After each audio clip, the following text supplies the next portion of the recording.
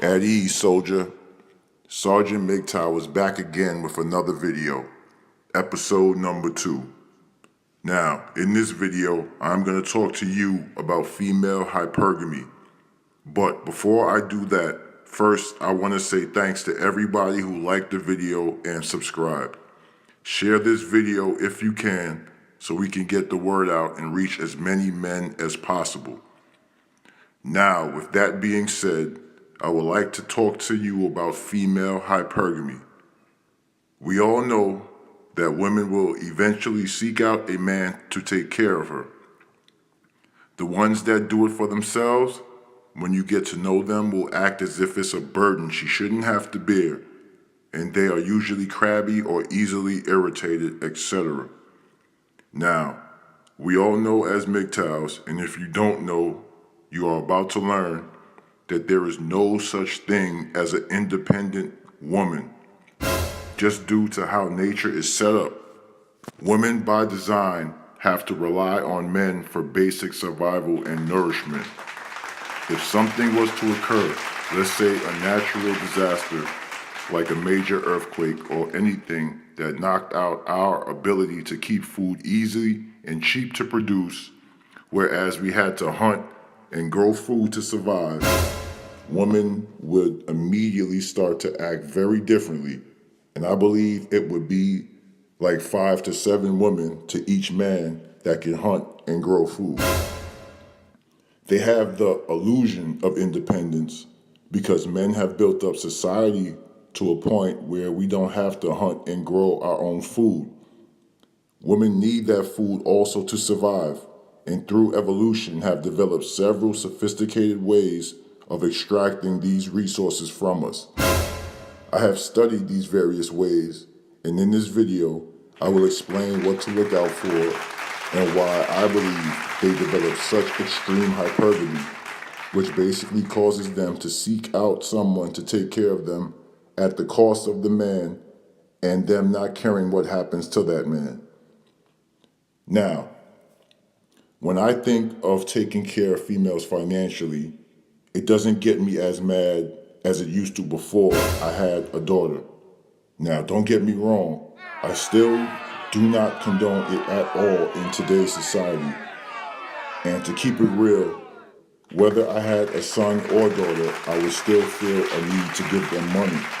But what I mean is, before I had a daughter, I was always preaching don't give these girls shit as far as money and gifts. And if I would hear about someone who did, we would usually clown that person. And I'm not gonna lie, it would make me angry that women pull these stunts on vulnerable men. But now in my mind and in my mid-30s, it doesn't anger me anymore. I still don't condone it, but as I study women in this behavior, I start to see that this is hardwired into their brain, and they do this as a survival technique because 99% of the time they will not have the ability to hunt. Now, the only problem is that in today's society, women have run amok with what I call extreme hypergamy, whereas they abuse these things, and that is where a very big problem comes in. See, we as men work hard for the resources that we collect to ourselves. Women will never truly understand this because historically, they have never had to collect and gather as men have, which had to be enough not just for yourself, but for your family, especially if the woman is pregnant. I've noticed that women never truly understand the true meaning of hard work and just, the idea of trying to be the best at your job no matter what your job is. And these types of principles because we see men exhibit them all around us. I've had several female employees through the years, as well as co-workers, and I'm not just saying this. I swear I have never seen women be really good at their job and go the extra mile. They always seem to have a disdain for work, and it would show on the surface with attitude. We experience these things in retail all the time, but also in the office and other jobs. At some jobs where I worked in the past, The customers would be so happy that they got a male rep to talk to them because the females tend to give attitude unprovoked a lot of times. So as I stated, I believe it comes from not wanting... As I stated, I believe it comes from not wanting to work or thinking some work is beneath them because lo and behold, they have been subconsciously hating work because that is not traditionally their role. In the past, they were not the providers. So the same disdain that we feel when they try to get us into their nurturing type roles, I believe is the same disdain they try to fight off every day that they have to work or go to work. And as a group, they aren't doing a good job of hiding it at all. It's right there in plain sight for anyone to observe who is in the workforce.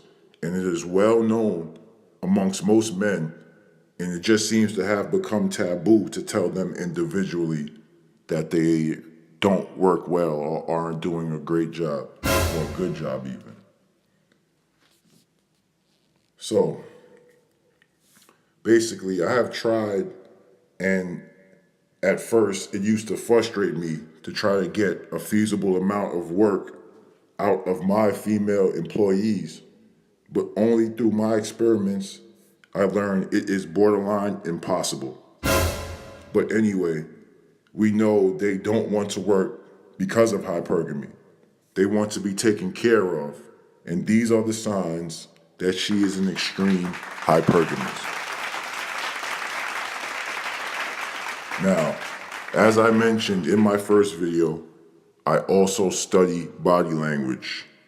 Now, we all know girls can be tricky to read, but if you have been in the game as long as Sergeant MGTOW, then you are a fucking expert. And you start to learn what to look out for early in the relationship. I also forgot to mention that the worst offenders will not show their hypergamy ways until they know that they've got you. Now, I've noticed the ones that have not gotten a chance to expert level their skills will start to shit test you early to try to get a read on how to approach it. But the experts will hold out until they see the signs that they have you open or they have you, and then they will start to ask for small little favors to test the waters to see what your reaction is. They will come with the body language of the head tilted to the side so slightly, or a small touch on the arm, or a touch of the arm rather, or even look at you in the eye and try a combo of all three. Now, of course, they will also use sex as if it is a credit or currency. And if all else fails, they will also try to shame you. It is well known amongst men in my age group, but nobody gave me the warning signs early enough to avoid certain situations. But I am here to stop the cycle of abuse, because we are very easily susceptible to these things as we are hardwired to provide. So now, and also yes, if you are even unfortunate enough to have been with your woman long enough, then they will just go straight to the shaming tactics. Whereas if they ask you for something, they will ask in a way that's not humble, but as like if it's your civic duty to somehow give or get her things. And they will try to make you feel bad or try to verbally belittle you or say things like you're not a man, etc. if you don't. A lot of people don't like to admit it, but I have had a lot of girls who cheated on their man with me, and I've been the victim as well. And like they always do, would yap to you about the man that they're cheating on, and believe me, they will use that as an excuse and feel justified in cheating on you because you're not giving them what they want financially. It's the same level of thinking as a child, because very rarely it is something important. that they need or something like, something that they just want.